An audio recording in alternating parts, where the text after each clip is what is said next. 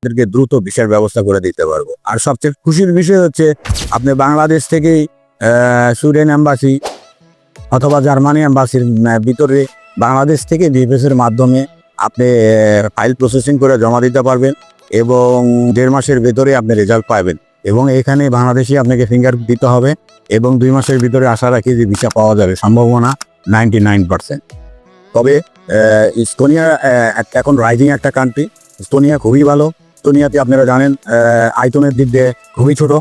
আমাদের বাংলাদেশের থেকে ছোট 45 লক্ষ বর্গ কিলোমিটার। তো 45 লক্ষ আর আমাদের বাংলাদেশের প্রায় 56 লক্ষ হতে পারে। তো এদের লোক সংখ্যাও খুবই কম। আমাদের বাংলাদেশের যে লোক সংখ্যা প্রায় 20 কোটির উপর, আর ইস্তোনিয়ার লোক সংখ্যা প্রায় 14 লাখ। তো এইরকম একটা দেশে এখনো কাজেরও অনেক চাহিদা হয়, প্রচুর পরিমাণে কাজে। কৃষি খাতে তারা লোক নিচ্ছে, তারপরে আমি ক্লিনার খাতে লোক নিচ্ছে, যারা আইটি সেকশনে লোক নিচ্ছে, বিভিন্ন সেকশনে তারা লোক নিচ্ছে আপনার ইস্তোনিয়াতে। তো ইস্তোনিয়া অবশ্যই ভালো। এখন বর্তমানে যদি কেউ টুরিস্টে আসতে চান, যদি কেউ সেনজেনে ঢোকার স্বপ্ন বা চিন্তা থাকেন, তাহলে আপনারা দ্রুত ফাইল জমা দিতে পারেন আপনি ইস্তোনিয়ার জন্য। আর আমি বেঙ্গলি এজেন্সি মেহরুল ইসলাম স্পেন থেকে আমি যে কাজগুলো আমাদের কোশ্চেনের কাজগুলো করছি সেটা সম্বন্ধে আবার একটু বর্ণনা দিই আর কি।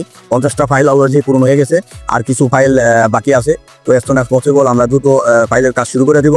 কারণ ক্রোয়েশিয়াতে যে কাজগুলো আমরা একটা হোটেল রেস্টুরেন্টে যেগুলো কাজ, waiter, cleaner, dishwasher, kitchen helper এবং শেফ যেগুলো কাজের ফাইল আমাদের প্রায় শেষ হয়ে গেছে, আর অল্প কিছু বাকি আছে।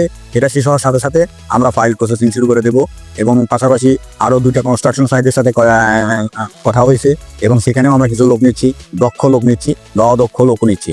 দক্ষ যাদের সার্টিফিকেট আছে, যেমন হলো মেশন বলেন, তারপরে আরও যে কনস্ট্রাকশন সাইটের কার্পেন্টার, মেশন, প্লাম্বার, পেইন্টার, তারপরে আদার্স যেগুলি সাইডের যত রকমের কাজ আছে সেসব কাজের ভিতরে আমরা নিতে পারবো।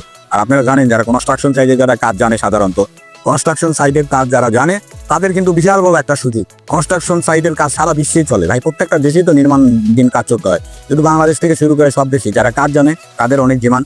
আর যারা কাজ না জেনে যারা জমা দিবে তাদেরকে বলা হয় হেল্পার বলা হয়। তো যারা কাজ জানে তাদের পাশাপাশি থেকে কাজ শিখতে হবে। এইটা হচ্ছে আপনার ক্রোয়েশিয়া। তো ক্রোয়েশিয়ার কাজ দ্রুত সম্ভব হবে এবং শুরু হবে। এবং ক্রোয়েশিয়াতে আপনারা জানেন যে 4 থেকে 4.5 মাসের মধ্যে ফ্লাইট করা সম্ভব। এবং আরও ক্রোয়েশিয়া আমাদের মাঝে নিয়ে আসছে, বাংলাদেশ থেকে আমরা ফাইল জমা দিতে পারবো, বাংলাদেশ থেকে আমরা ভিসা নিতে পারবো।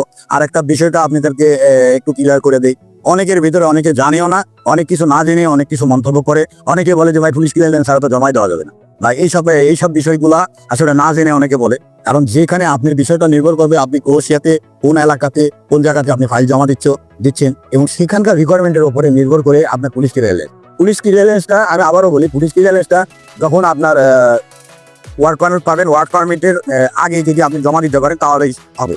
যে এখন আপনাকে ফাইল জমা দেওয়ার সাথে সাথে যে আপনাকে পুলিশ ক্লিয়ারেন্স দিতে হবে, এই অ্যাটাস্টেড করতে হবে। ভাই অ্যাটাস্টেড একটা বিষয়টা ছিল যখন আপনার ইন্ডিয়াতে এম্বাসি ছিল, আপনি যখন ইন্ডিয়া এম্বাসি ছিল অথবা নেপাল এম্বাসি ছিল, সেই ক্ষেত্রে তখন আমাদের বাংলাদেশে কোনো গ্লোবাল বিএফএস গ্লোবাল ছিল না যেখানে আমরা ফাইল জমা দিতে পারবো। সেই ক্ষেত্রে আমাদের ইন্ডিয়া থেকে অ্যাটাস্টেড করার একটা বিড়ম্বনা ছিল।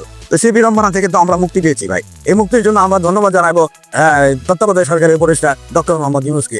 উনি আমাদের শুধুমাত্র নট অনলি ক্রোয়েশিয়া, পোল্যান্ডের কাজই না, অন্যান্য যেসব দেশের কাজগুলা ইন্ডিয়া থেকে করতো।